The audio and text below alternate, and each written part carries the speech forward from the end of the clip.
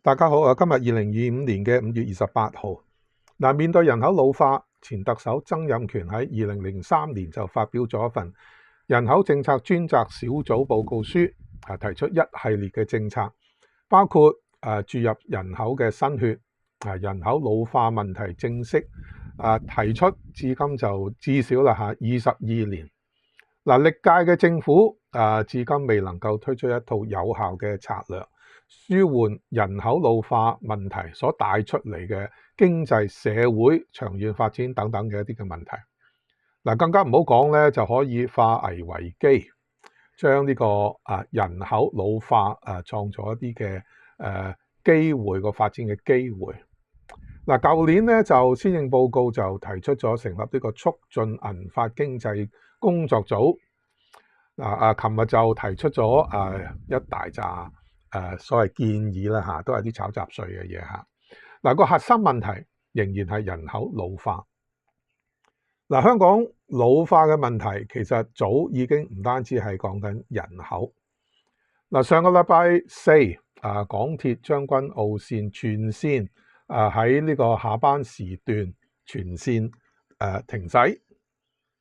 10幾萬居民受影響，涉及嘅咧維修保養核心嘅問題，同系統老化有一定嘅關係。琴日屯門公路清晨爆水管，往元朗方向近兆康站3線輪流封閉。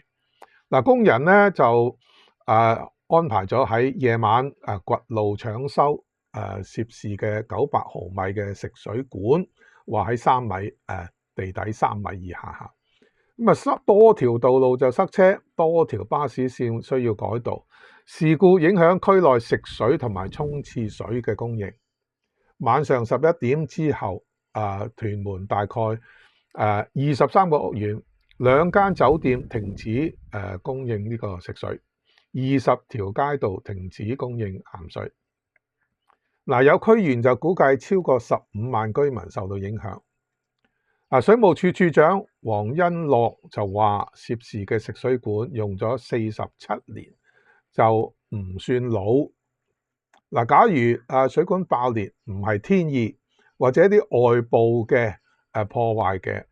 我相信原因離唔開係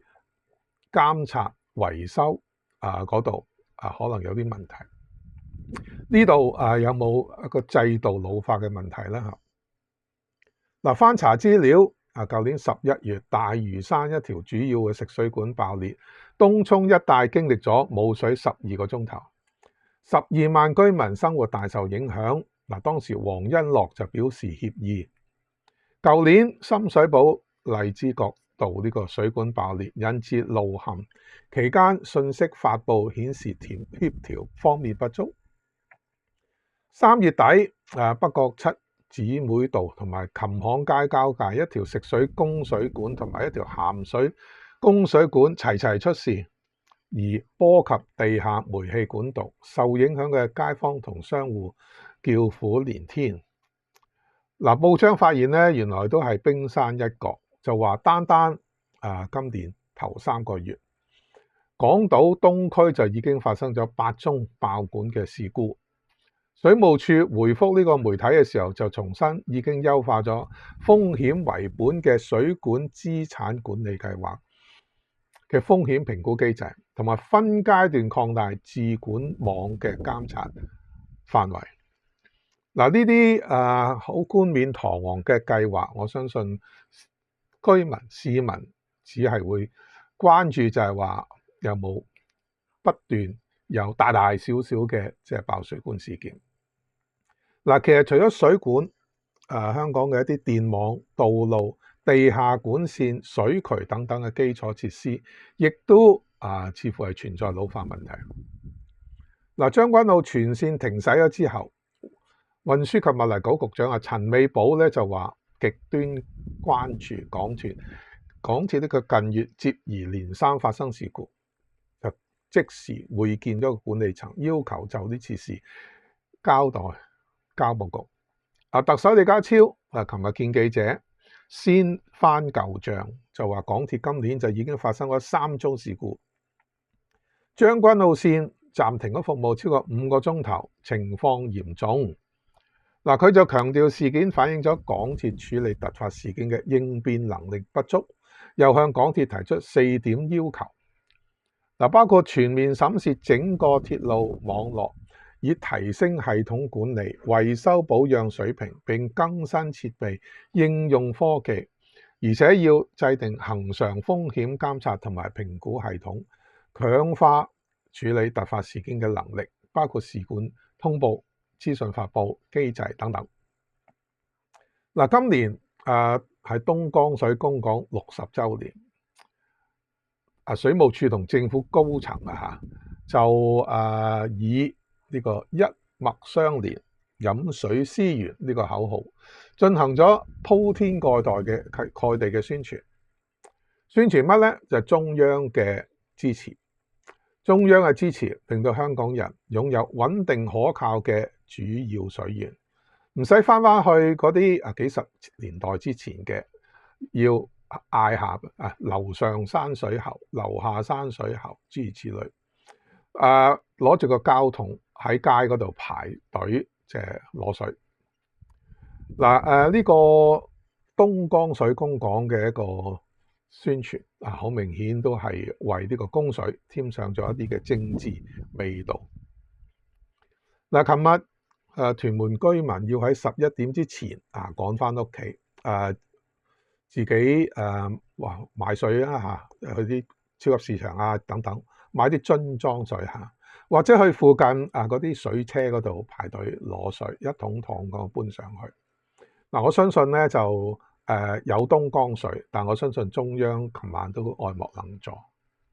過10萬居民受影響。有啲地區好似話有關愛隊，我相信都真係所謂杯水車薪，作用近乎零。民政事務總署喺社交平台就發咗個貼文，就講翻呢個副局長梁宏正就去到一啲屯門嘅地區，向地區專員關愛隊就發出一啲嘅指示，同埋為佢哋工作打氣。咁咧就嗰個貼文有5張相，咁咧但係你睇一睇，基本上居民就成為佈景板，主要其實就係影副局長交代佢已經落咗去向呢個關愛隊即係指示咁樣。關愛隊亦都喺度，但係好似見唔到一架水車，見唔到一個水桶。民建聯嘅周浩鼎就話琴晚唔同部門嗰個信息混亂，突發事件有效清晰嘅信息發布機制當然重要。而關愛隊人數有限，咁咧就雖然人數有限啦咁就都係真係所謂多一雙手多一對腳，幫一啲真係有需要嘅居民，佢哋排下隊將啲食水一桶攞翻佢屋企。呢個都必然係好事嘅。咁但係無論供水、供電、公共運輸、道路、山坡安全、水渠嘅一啲嘅穩固、安全、穩定，呢啲都係最重要。李家超就向港鐵提出咗個4點要求。點解剛才都花咗啲時間去即係讀翻晒出嚟呢？其實你仔細睇咧，呢4點要求其實完完全全適用於水務署、電力運輸、渠務、山坡等等嘅一啲部門同機構。人口老化似乎都係大勢所趨。咁如果嗰啲基建設施同埋嗰個制度等等都老化嘅話呢，個後果必然就係香港嗰個發展倒退，整個香港老化。咁咧即時嘅要做嘅咧就係家家戶戶係咪都要準備好翻嗰啲水桶蠟燭，隨時就落街排隊攞水，或者去超市一大樽一大樽咁搬啲水翻屋企咧。今日講到呢度，多謝大家收聽，請繼續喺平台 comment、like、share，拜拜。